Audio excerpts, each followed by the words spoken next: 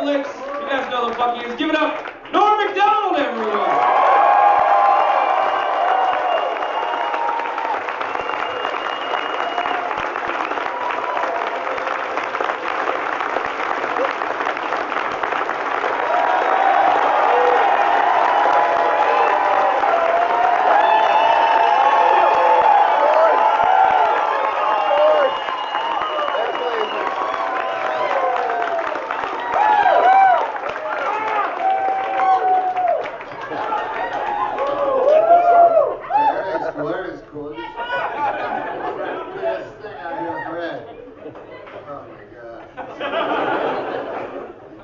Hey, listen, this is what happened on our way here. Just trying to get everything figured out. All right. I'm centering myself, you know. So, I come to Portland right now. The driver picks me up, okay? And from the airport, he's driving me to the hotel, and he says, "Now listen, this didn't happen this trip." I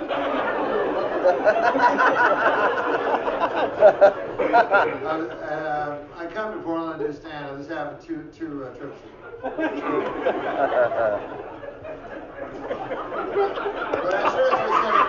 I probably should have said having this trip, you know. But then I feel somebody would go, "Hey, wait a second. I was here 2 trips ago." So, but it was the only funny thing that ever happened to me here. I'll do it again. I'll tell you that in a second, right? But it has to do with this. This is what the driver said. And this is what I've noticed. I've noticed this time in Portland more than 2 trips ago. I've noticed that, like, there'll be a door, right, on a place of business, and on the door it says, we welcome everyone, you know, black people, white people, trans, you know, gay people, it doesn't matter, we welcome your business, which I thought it's sort of courageous, you know, here in 1954.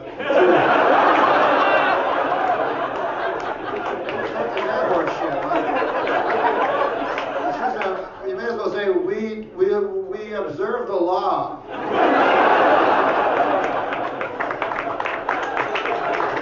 If we'd like to, you know, if it was our choice, you know. And then if you have nothing on your door, when people are like this, racist. Doesn't allow people in. And look at the door. A bucket of paint is like, but this what happened 2 times ago when I was in Portland in a cave, and it's sort of the same kind of theme because the driver picks me up, right? And he's driving me to the hotel. And he goes, "I'll tell you something about Portland. There's no racism." But I was like, "Come on, now there's racism. You know, it's universal, right? It's every. Oh no, not in Portland." I'm like, "All right, whatever." He's like, "No racism." Now, I'm driving to the airport. I'm looking out of the windows of the car, and I see no black people. So I happen to say to the driver, because he's been so, you know, I go, you're talking about how nobody's racist, but, you know, it's not that hard to not be racist. There's no black people in your entire city. You don't have a single black person. And then the guy says to me, he says, "We got our share."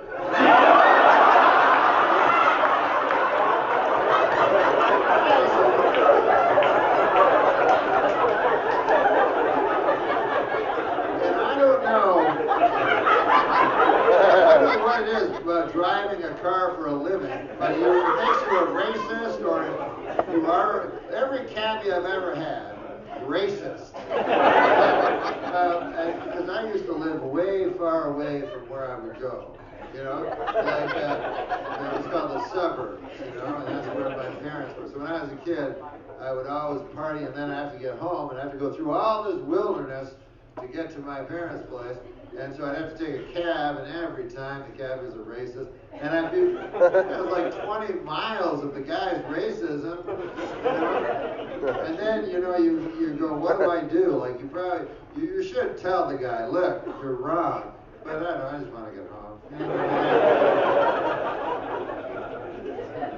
I'm half drunk. I don't want to be on crossfire with this guy. I just want to get home. So I agree with whatever he says, which is not good. Because that makes it more racist. Like, I guess everybody thinks the same thing, but I just want to get home. I don't say anything, but I just agree. Which is just as bad, I guess, you know. But by the end of the drive, I'm like, yes, he had the right idea. Please, just over.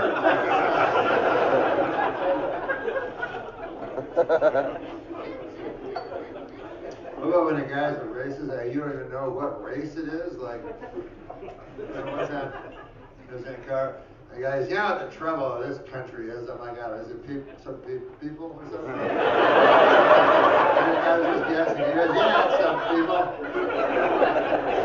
What people is it anyway? Because it's the goddamn brindle heads. I don't know what it meant or anything, you know? And I remember I looked it up that night, brindle, and I couldn't even make any, there was no such thing. So I've always wondered, because maybe he was right, maybe that is the problem.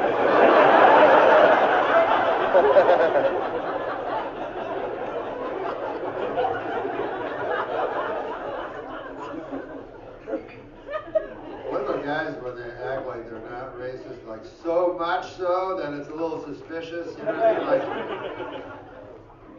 you ever hear those guys are like, I don't care if a guy's black or white or yellow or green.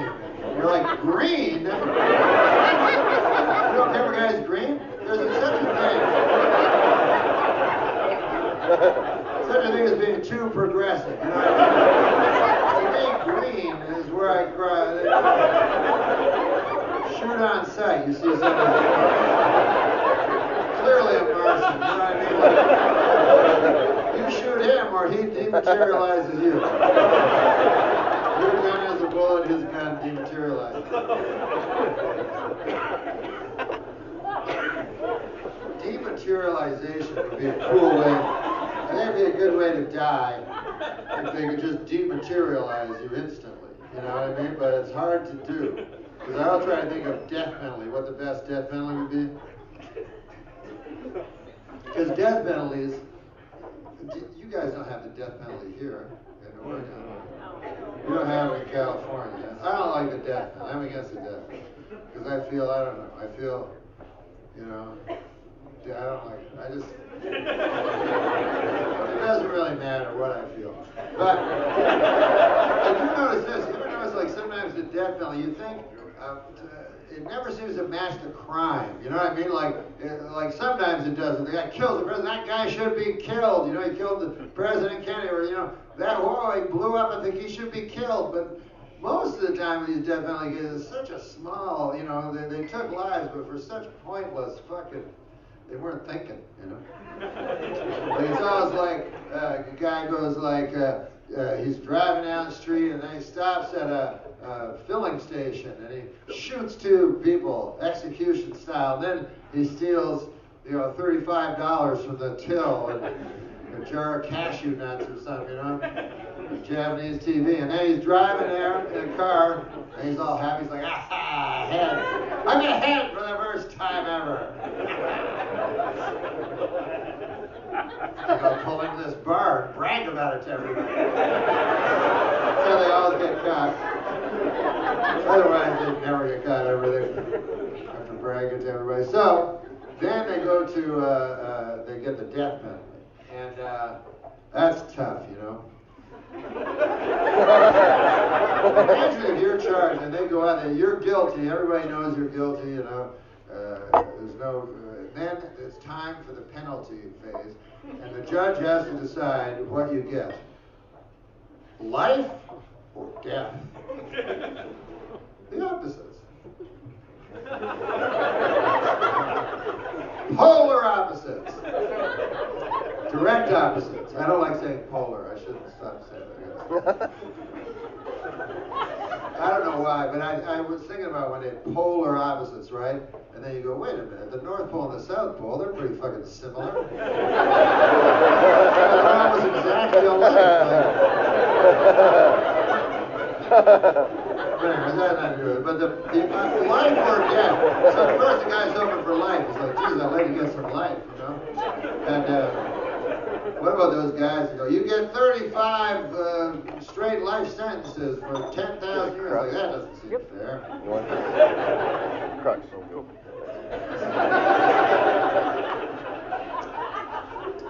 Anyways, you get the death sentence, and I like when they give you the free meal. You know, you get anything you want.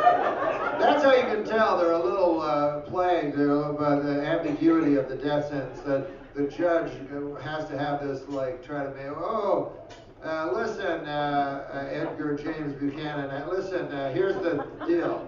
I guess the bad news, good news and bad news. Here's the bad news. It turns out we're going to kill you. Okay? May as well just go out and say it. Here's the good news. Do you like steak? Do you like a nice, do you like a ribeye steak? Because there's this restaurant down by the death house. My God, the ribeye steak there is amazing.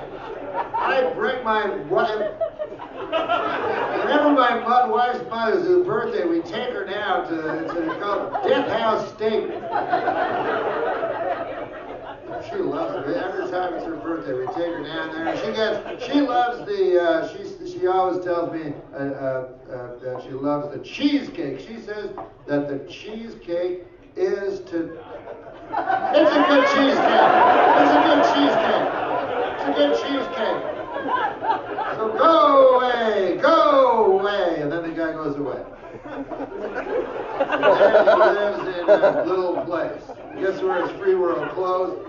But he lives in a little room, very small, and it's just him and nothing else, just him and his regrets. Which I guess is like all of us, you know, what else we got? But this is more condensed, you know what I mean? This is more like, you know, basically it's just a guy going, God damn, I don't even like cashews that much. What was I thinking? There's a little rash, I have to admit, now that I look back on that. Nice. $35 doesn't go that far. I've kept it learned.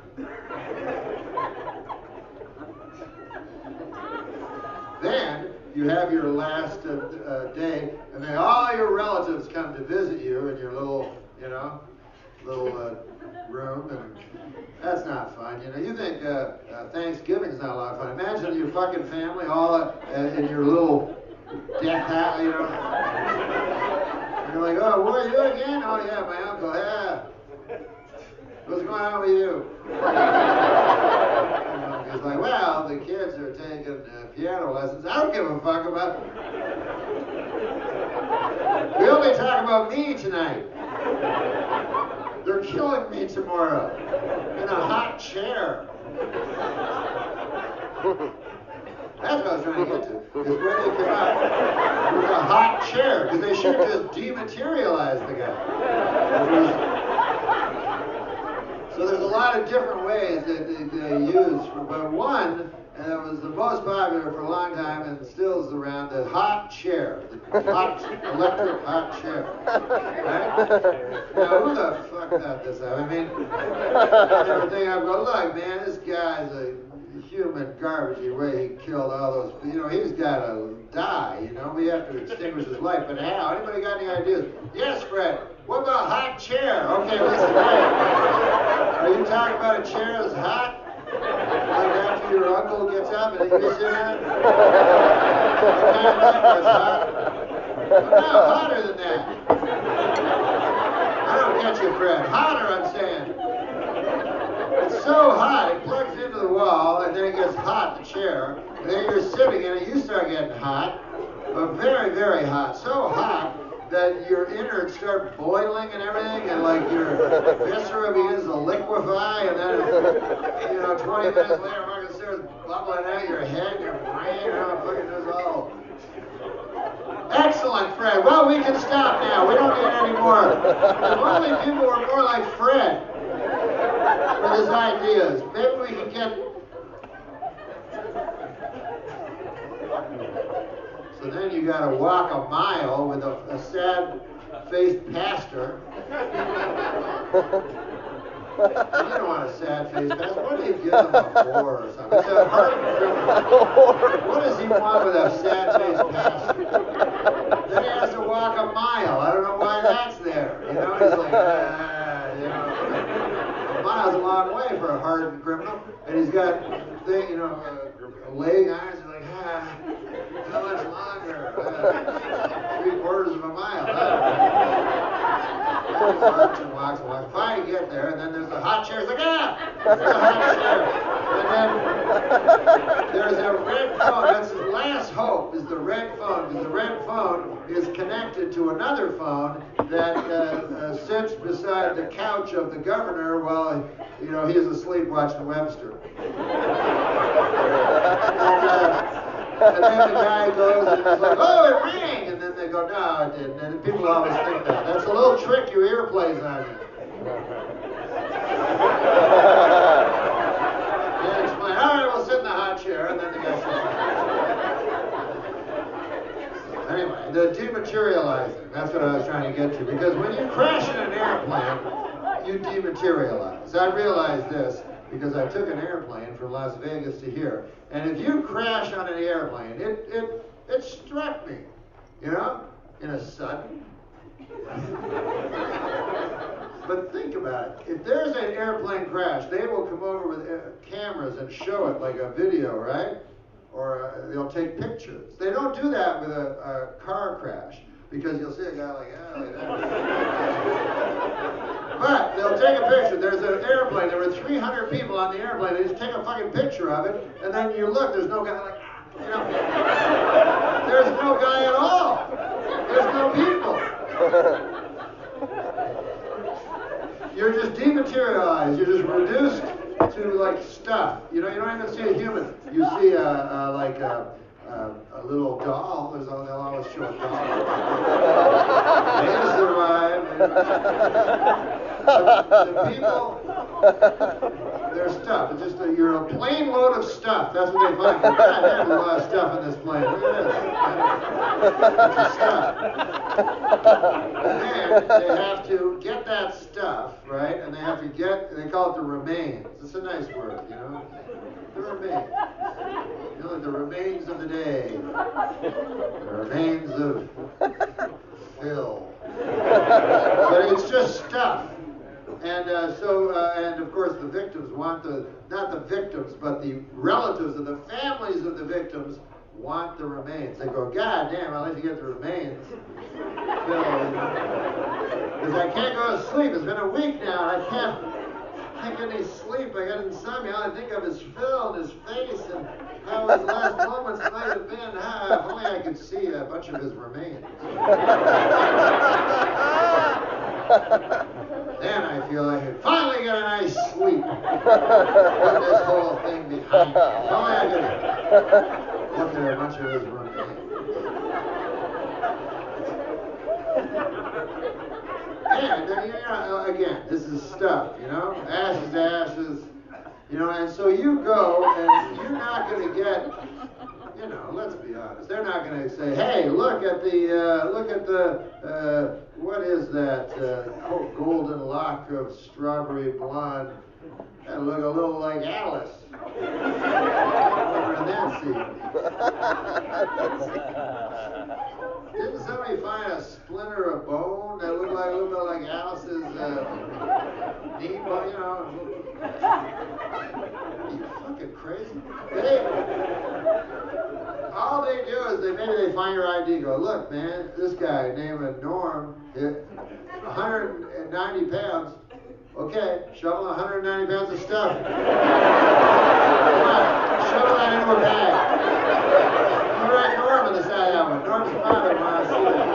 Then my mother gets it. She's like, excellent. That's that. Hey, I don't remember Norm having 3 eyeballs. I guess that was really new.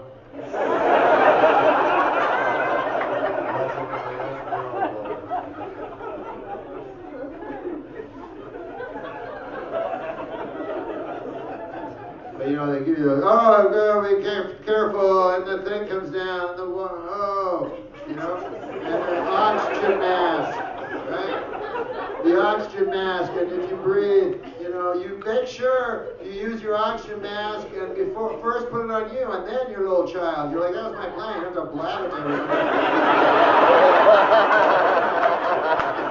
I always take the exit row because you get extra leg room, right? And it's free. And all you have to do to get the extra leg room, you have to just, all you have to do is lie. So a person comes up, a stewardess comes up, and not a stewardess, but a lady that's a flight attendant.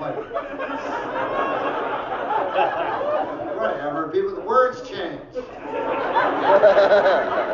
So when I was young, if you were a woman and you were a flight attendant, we called you a stewardess.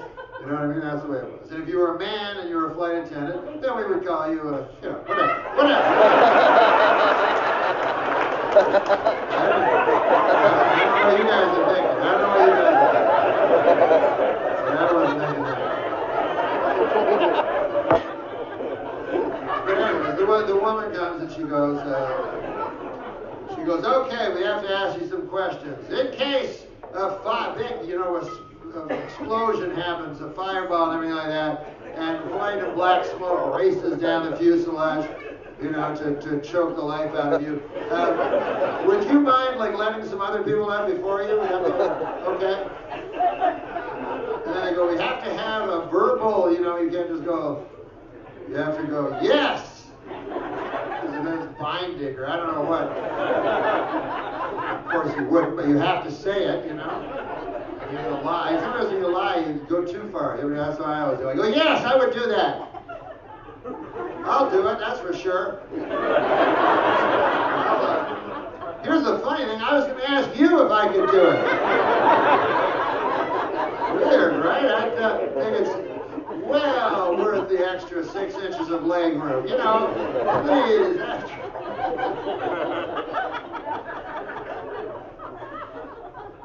I was in Las Vegas. We flew, right, from Las Vegas, Nevada to here.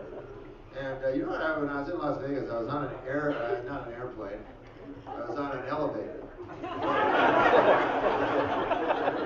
Hey, what about this for an airplane? I was just thinking this today. You know, when they begin the air, first of all, I think that some things are not as amazing as we think. You know what I mean? Like, you know, the computer, oh, it's amazing. You can type a guy, or the fax, you put a piece of paper in, a guy from over there gets the paper at the same time. Whoa! Whoa, it's amazing, right? Meanwhile, what about a fucking telephone? Way more impressive. Fucking 200 years ago. Like, it should be the opposite. It should be, oh, now a computer, oh, and now it's a fax, a piece of paper. Oh, did you hear the latest? You can talk to a guy in China. Oh, fuck, no way.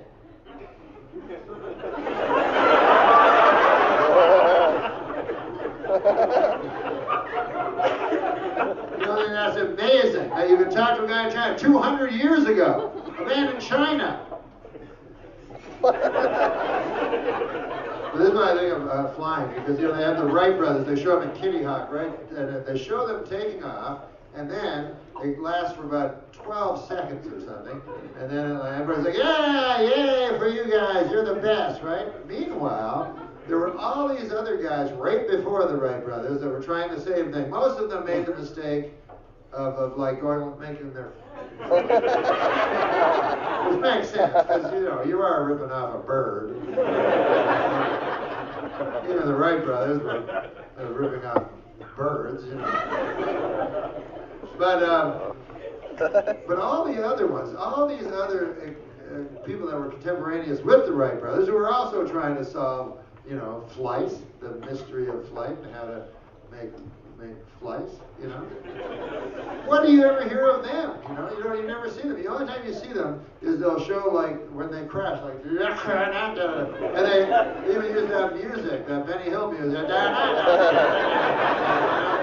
And it's crashing and people are dying and like, it's dying, fire. You know, it lasts 9 seconds. What a fucking idiot. Those Wright brothers went about 12. That's not the point. The point is I was on an elevator. I was on an airplane. I'm coming down in the elevator in Las Vegas. Now, here's the way you got to know about Las Vegas. A lot of people go to Las Vegas and they want to break the bank. They want to beat the system. They want to make some money. And so they come with systems. You know, they have systems that are going to win. And sometimes, I don't know, you know when you just hear a snippet, this is my favorite thing, when I just hear a snippet of a conversation and I can imagine an entire scenario around that little snippet. And this is what I heard. I'll give you an example. One time I heard a snippet. There was two homeless guys sitting beside each other, and one of the homeless guys says to the other guy, he says, "When the fuck were you ever goaltender for the Montreal Canadiens? Come on, man." So he'd had enough of this guy's horse shit.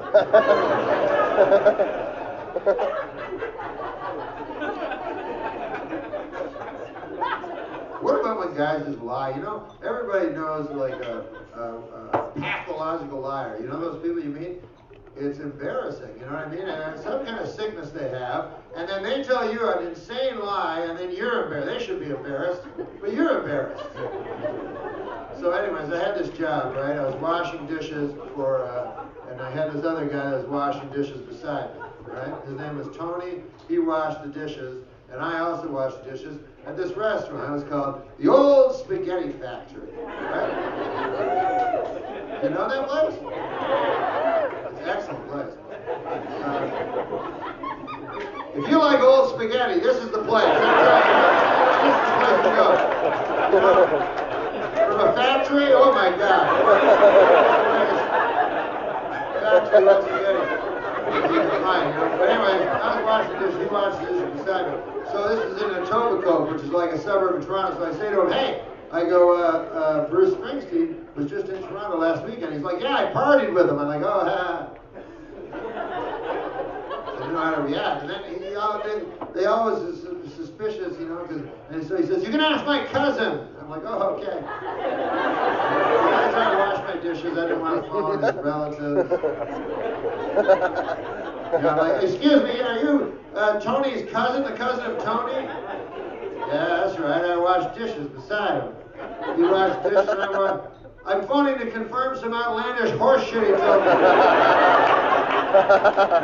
I can do that. But I'm in the elevator, so I hear a snippet, and this is what I hear, right? And I believe that from this snippet, I understood that I was watching a system, because these systems that come, people come to Vegas and they play these systems, and believe it or not, sometimes these systems actually don't work at all. I viewed like the unravel of a system, because I was on the elevator, it was the guy and his wife, and the guy says to his wife, "I don't give a fuck what I said, give me the money, come on." I worked for that money, it's my money, you know, so I think he was calling an audible on his system, you know, he was going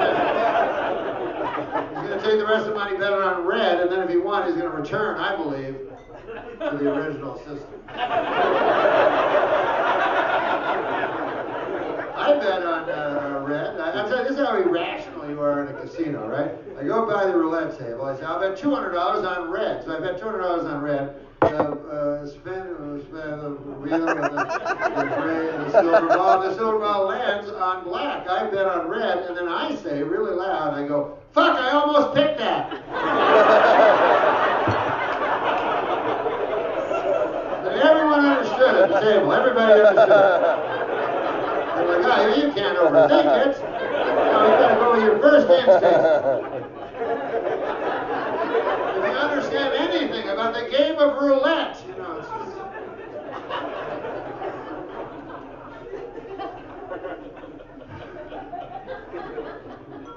I'm a little nauseated, because this is what happens. What the fuck? Who fucking puts food in mini bars? Where do they find the people that put the fucking food in the goddamn mini bar? Because if you ever open a mini bar, go, "Hey, it's all my favorite food." A bunch of crazy shit. You're like, "Oh, it's 3 in the morning. You know what I'd like to eat? 2 pounds of gummy bears." If only there was a giant weird glass full of cashews where I have to cut open plastic and then figure out the code. Anyway, I got so much fucking gummy bears inside my belly. I ate 50 eggs for breakfast. Eat 50 eggs. Yeah, well. Why didn't you say 40? Why didn't you say 45 eggs? Yeah, well, I guess 50 just sounds like a nice even number.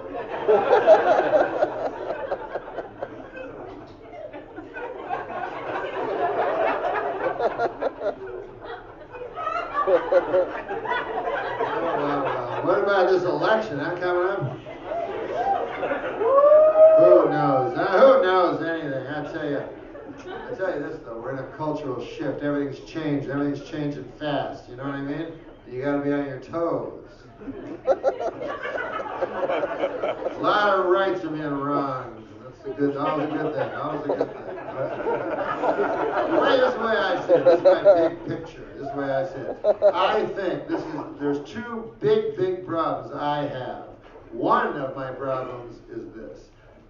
We are living in an evil patriarchy that benefits no one except straight white males. Okay, that's one problem. Here's the second problem. I'm a straight white male. I don't want to shake it up too much, you know. Shake it up a little bit, but not so much. Well, Norm, you had your run. You know, what about the future, the kids and everything? That's another problem. I have a child, straight white male. One child. I think, at least. I don't really know. Could be a gay lady. I don't know. That's the other thing. You don't know anything. Yes, you know. I remember when I was a little boy, I went up to my dad. I said, Dad, I feel like I'm a little girl. He said, I had a cock and stuff. I'm like, oh, yeah.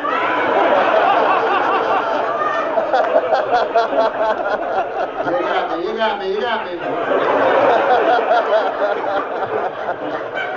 I only say that to illustrate how hateful my father was.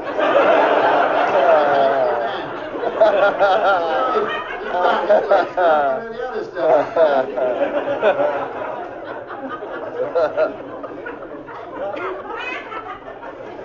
I have a little plan, actually. You got to use your nod. You got to make the system work for you sometimes, right? So this is my little plan, in case I ever get in trouble. Because I've done some things in my past. I'm not ashamed of some things that have passed the realm of the ethic right to the straight criminal. You know? I shoplifted. I used to shoplift it all. I don't know if you've ever done this, but god damn, it's thrilling. So I used to do that. I stole from this guy that let me stay at his house. I stole a bunch of money. I found out where he hid it. I stole it and vanished into the night. And different things. You know,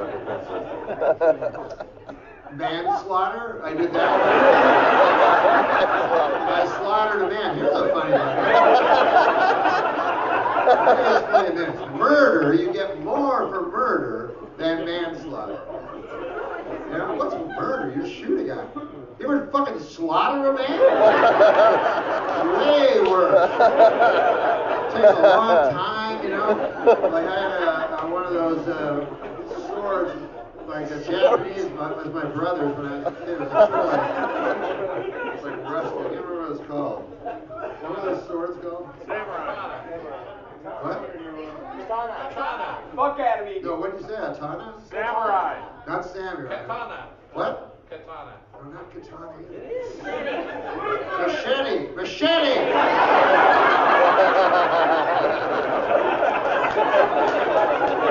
Almost there, but I thought usually the guy that knows the right word. So anyways, rusty, I said, whatever, I slaughtered it. But this is my little plan. Should I ever have to face the music, you know.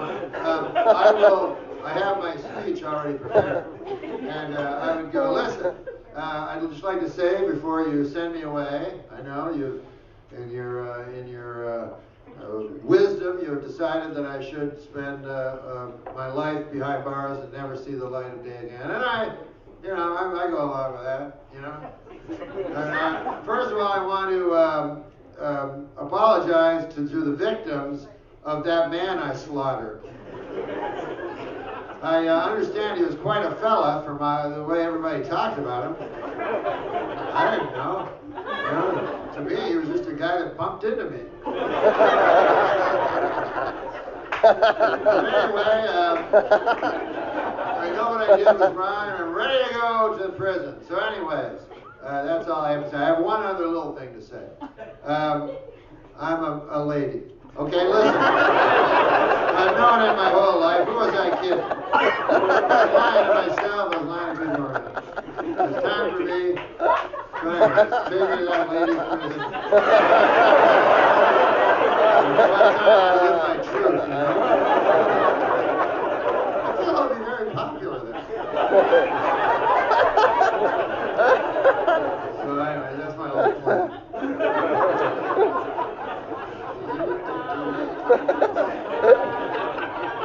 Isn't it funny where sometimes you go, yeah, no, a man that has a cock, he can be a lady too. Of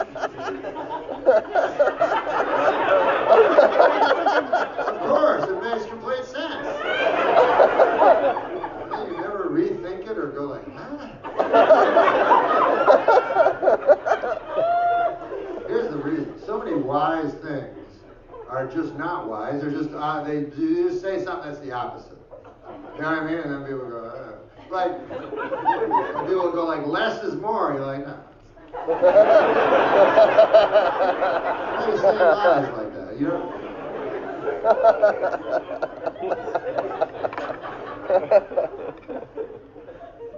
That which does not kill you makes you stronger. No. Makes you way weaker. And then that thing tries to kill you again, and then it kills you because you're weak from the first time it tried to kill you. What the fuck are you talking about? I know it doesn't sound good, my version, you know, it doesn't even fit on the cup. That's what, I like cups, by the way. Think about it, in the old days, if you wanted something wise, you'd have to read an entire book, you know, you'd have an entire 4-volume fucking, like, remembrance of things past, and they go, God damn, look, on page 1811, Proust says something here, it seems wise to me. Meanwhile, you have to go through all this stuff that makes you sleepy to get there. Now, we live in a beautiful world where all you have to do if you want wisdom is to go to a cup store, a store that sells cups. And then you just look at the cups and go, God damn, that cup knows a lot of shit. You can buy that cup and read it every day. But then the next cup is even wiser. You go, holy fuck, that cup's great.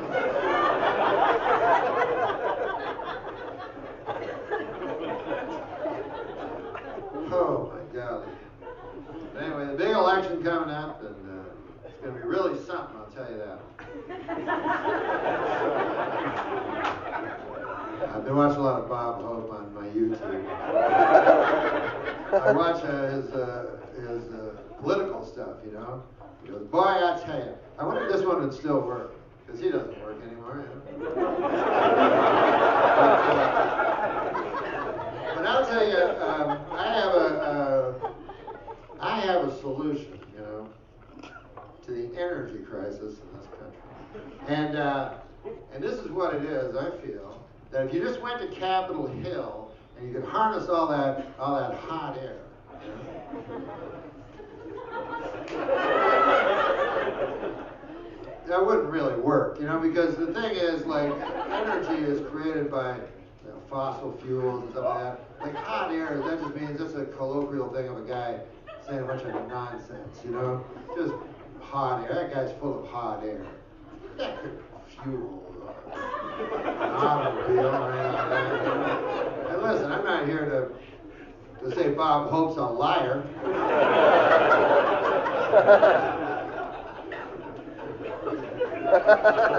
Listen, I don't care if a man's done his time, but I hate a liar.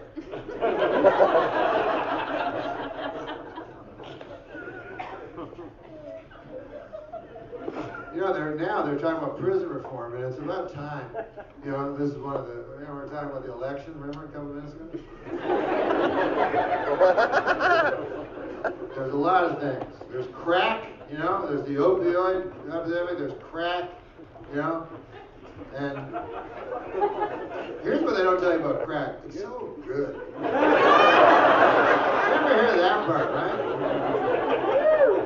Whoa, epidemic. You're like, yeah, epidemic of people feeling great all the time. Is that the epidemic you're talking about, where people feel happy all the time? But prison reform, they say, you know, it's not fair because the amount of minorities far outweighs the amount of majorities in the prison system. So it's just not fair. And there's a lot of people in the prison system for non-violent offenses. So anyways, they're going to try to shake it up, and I hope to God they do. But this is what they're missing. They're not seeing the forest for the trees, as the old saw goes, you know? Like, they think from there, wherever they live, they don't know. They haven't been in prison, so they don't understand, you know? They go, well, this is the problem, this is the problem, this is the problem. If you did a poll, if you just went to the prisoners themselves and said, you know, we're going to think of reform, you know, what would you like reform? Every prisoner would go, oh, the ass fucking. Definitely, that would be number one.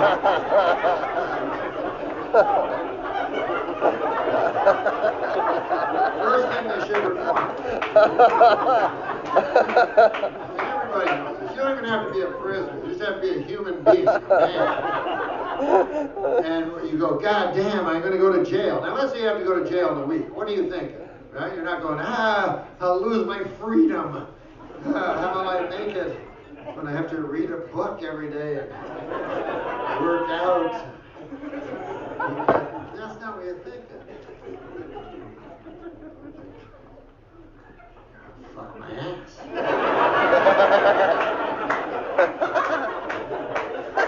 Unless I can figure out a way to hang myself.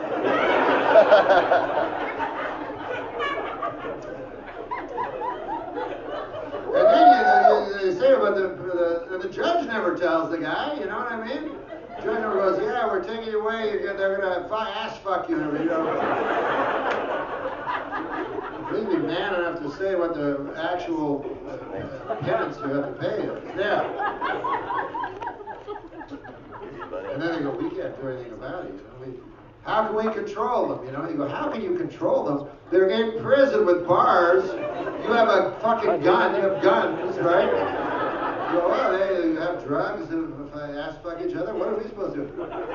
How about this? You go, stop. Okay, stop with the ass fucking. You with the cock. Over there. Go ahead over there. I'll shoot you. Throw away those drugs. Next person I see ass fucking, I shoot him. Stop it. It's fun to watch, you know? Well, it is. It's fun to watch. Have you ever guys watch gay porn? Holy shit. That's my favorite type of movie. That's my favorite genre. Gay porn. And I'm not gay. Listen, we're all part of a minority in some way, you know, like I'm part of a minority that we never get any, nobody ever has come out. I did, but it didn't, nobody cared, you know, I'm not a big enough star yet, but I am a deeply closeted homosexual, right?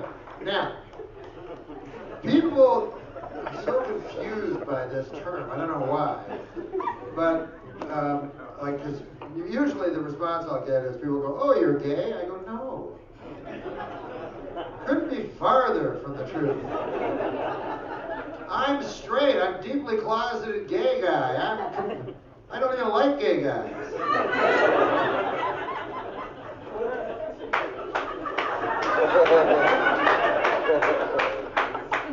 People don't understand, you know. I'm married, you know, Ruth, beautiful, beautiful woman. My God. She was Miss Hawaiian Tropic 2 years ago. 28-year-old woman. I mean, this absolutely stunning woman. Absolutely stunning woman. The sad part is I find her sexually repulsive. Because I'm deeply closeted gay man. So it's a kind of a waste, you know, and she's I mean, you know, I do my marital duties, you know. I lie down on top of her and so forth. But I'll tell you, women and men are different, aren't they? I mean, I know that's not the freshest material, but I'm coming from the standpoint of a deeply closeted gay man. I should say, women and deeply closeted gay men sure are different. You know, like after sex, you know, Ruth, she loves to cuddle, you know. I like to vomit, you know what I mean? Like I'll go into the bathroom because I don't want to hurt her feelings. And I vomit like for about a half an hour. It's like, you know, really, yeah. And I'm vomiting, you know. And then I vanish. I just vanish for like 4 or 5 days. And I'm happy.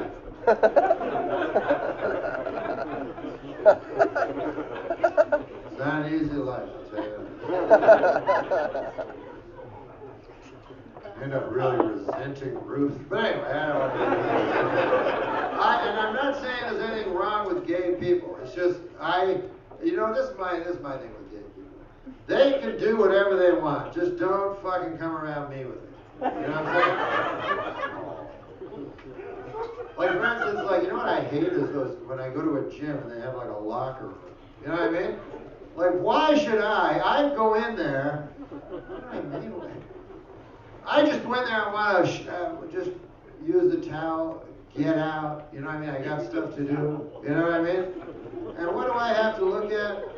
Just the most beautiful, hot asses. You know what I mean? And all their naked splendor is incredible. I'm in there to dry off and get out, you know? Last thing I want to do is be hiding behind a locker furiously masturbating. Anyway, that ain't for me. It's like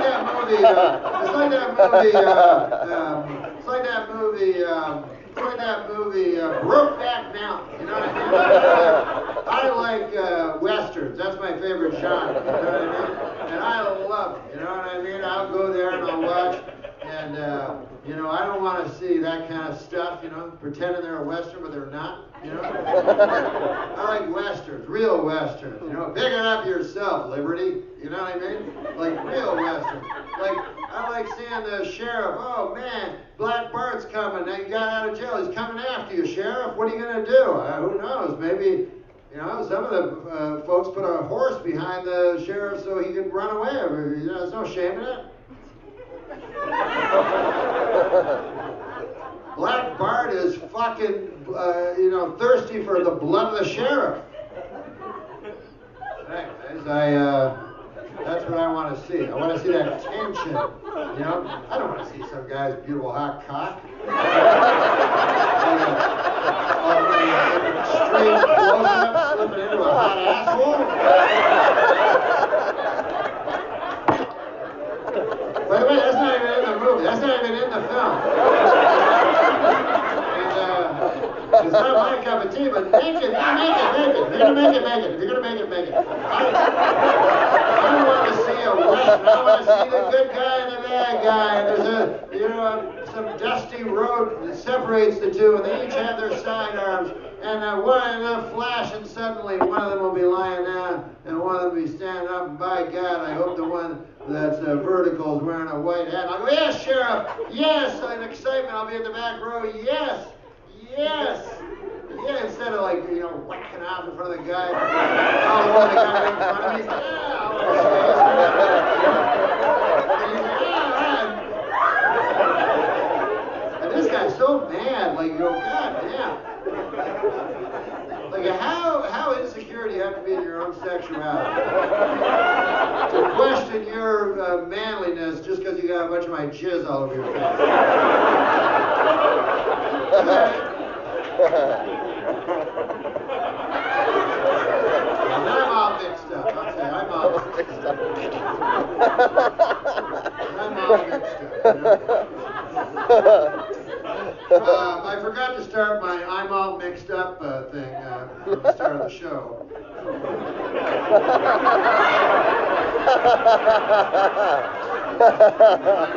As soon as I said, I go, oh, that should get huge applause, but I forgot I was supposed to say it 30 times before that.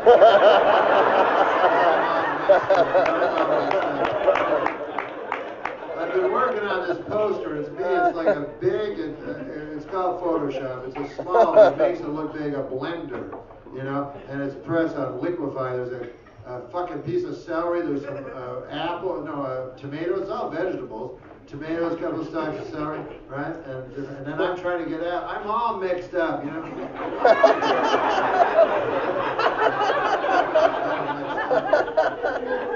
It's just about me being all mixed up with everything that's going on in the world.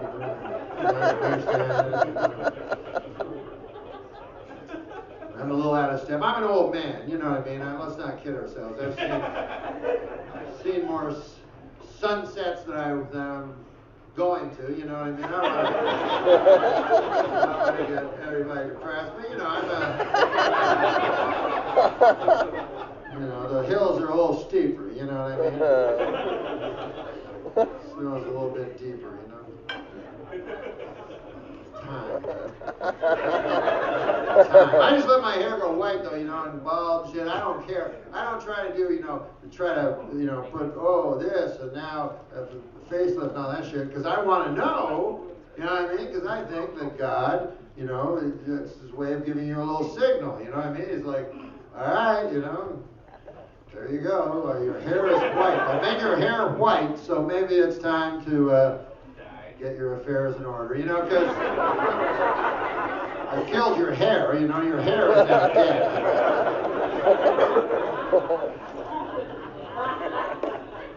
You don't want to, you know, die and then be surprised. You know? Some people do want that. You know, they go, if only I just didn't know about it and just died in my sleep and forgot to give my soul to Jesus. That'd be the best. And the devil rapes you for all the time. My goal is for the devil not to rape me for all the time. So far, it's working. I made out all my things for my funeral. You know, not to be morbid, but you want them all. You know how people go to funerals, they're all sad and everything else, act all sad. You know what I mean? That's what I want. Everybody be sad and then just talk about me, not themselves or that shit. You know what I mean? Just me. And how sad they'll be without me. Like if I have one person that won't be able to make it because I died, I'll feel I made a difference.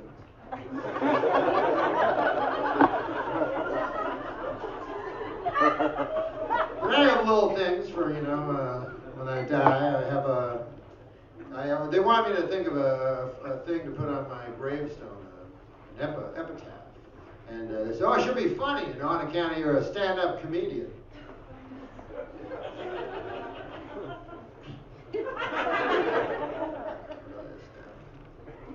So I thought, well, you put a joke on there.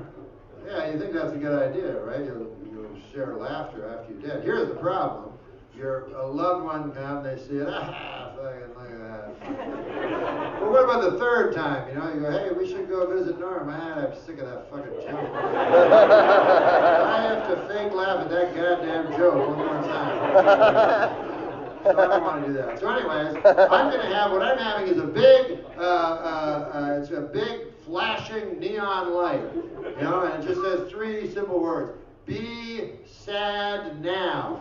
Be sad now. Be sad now. Be sad now. Be sad now for infinity, forever. But I have a little, you know, I want to, I guess I'm a bit of a romantic, you know, because I have a few of my friends, you know, that I've been fortunate enough to have friends since I was in grade 4. You know, I have the same 3 friends. You know, we still hang out with each other, and I'm lucky in that way. So I have in my funeral plans that they've known me longer than anybody, except my mom. So I want them to I want to have a little moment where it's just my 3 friends, just alone, and me, of course, and everybody else will be outside, just the 3 of them around me, and that they would just talk about me and remember things, and then at the end, try to bring me back to life.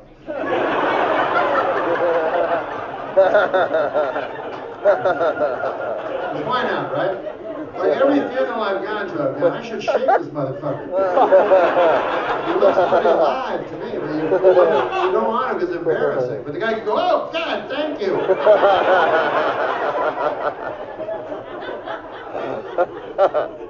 But anyways, the show ended a long time ago, the lights went out. I apologize. I should have told you, but I felt bad.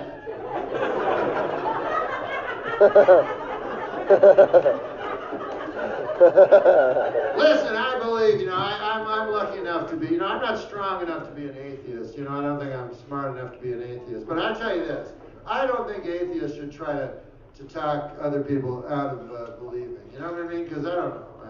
I don't think it's right. You know what I mean? If you just because you're smart, you know what I mean? Like, why try to talk other people into it? You know what I mean? I don't understand it. Go, excuse me, you over there, you, with the gleam of hope in your eye. Not over here. I gotta tell you something. Here's the deal. You live, you get sick, you die, you know. They put dirt on you. You want to come to my house and talk about it all day with me? Me and my buddies, that's all we fucking do all day long. We have podcasts now. Would you care to do that? Hey, how about this? They now find out that the historical accuracy of Jesus Christ living at the time is now a fact. You know, but it doesn't really matter to me whether it's a fact or not, because it doesn't really matter if he's a person. He was a person, and if he's divine, he's divine. You know, but it's interesting that they keep finding these new things. So they found a scroll. This completely surprised me. I read it on BuzzFeed. It said, not only was Jesus Christ an actual historical figure, so was Jesus H. Christ. People never do that. And so they've had a whole bunch of scrolls, and they're going to bring it out. It's going to be pretty wild. And it's a tragic kind of story. He was also born in Bethlehem, Jesus H. Christ. It's a common name. But what happened was, because he was born very near, and everybody would follow him. You know, oh, Master, can I touch the hem? And he's like, no, what? It's the other guy. He's a carpenter, and not me. I have a hedge fund. I'm a hedge fund guy. He's over there. He's poor. Can we touch your hems, please? No, I'm not. I'm Howard. Howard's my name. Why can't I go with Howard? I should have gone with Howard. Anyways, it tells his whole story, and it's kind of tragic because everywhere he went, he was followed. You know what I mean? And finally, the ending is so tragic. They were all the followers. Oh, Lord, no, he's running away. I gotta get away. But that's what the real Jesus did too, you know. So they're like, it's him, get him, we'll get him. And everything. They went and they finally caught him, and they're touching him to get cured and everything like that. And then he's like, ah! And then a whole bunch of lepers touch him, right? And he cures none of them, but he becomes a leper. He's like, ah, fuck, now I'm a leper. So now he's a leopard. He goes, not a leopard. He's a leopard now. He goes, I gotta find Jesus, the real Jesus Christ, you know. So he goes, finally tries to find him, and then he just gets there, and Jesus is dying. He's dead on the cross. And so he falls to his knees, Jesus Christ. He goes, I hate you, Jesus, you know. And then he goes to hell, and the devil rapes him for all time. It's one of the saddest stories ever.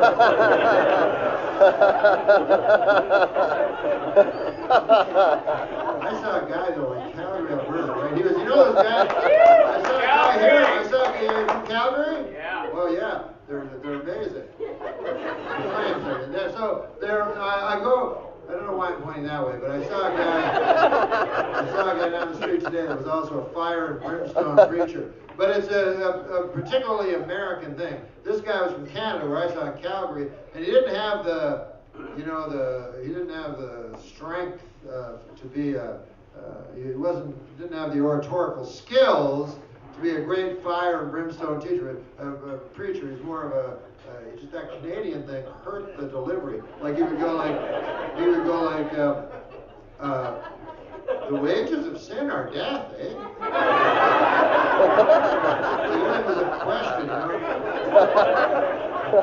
He said, if you do not go through Jesus Christ, then you will be thrown into a lake of fire? I don't know. Ask him or...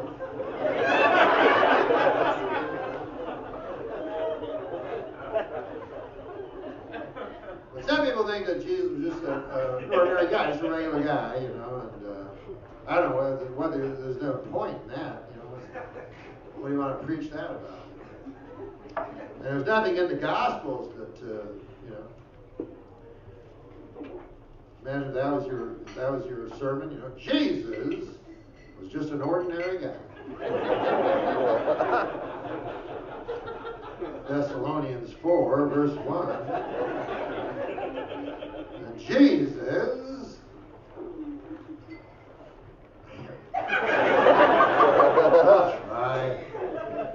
Thessalonians 4, verse 1. Jesus was in front of the masses, and behold, they were hungry, and behold, they were thirsty. And Jesus looked down and saw that he had but one piece of fish, and one a loaf of bread, and one a glass of wine. And Jesus said, sorry, man, there's only enough here for me. Jesus was just an ordinary guy. John 4, verse 2.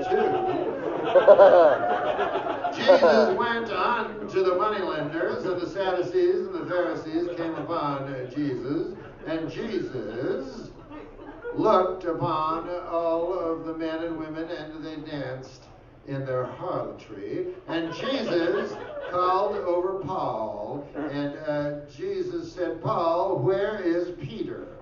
And Paul brought Peter to Jesus. And Jesus said unto Peter, Peter, upon you shall the rock be built, and upon you the church shall have as its foundation the rock that is you. And Peter said, sorry, man, what was that? I wasn't listening. And Jesus said, it doesn't matter, man, it's cool. And yet Jesus went into the corner and he sulked, and he wouldn't talk to anybody, not even the chicks. Jesus was an ordinary guy. I'm going to work on it.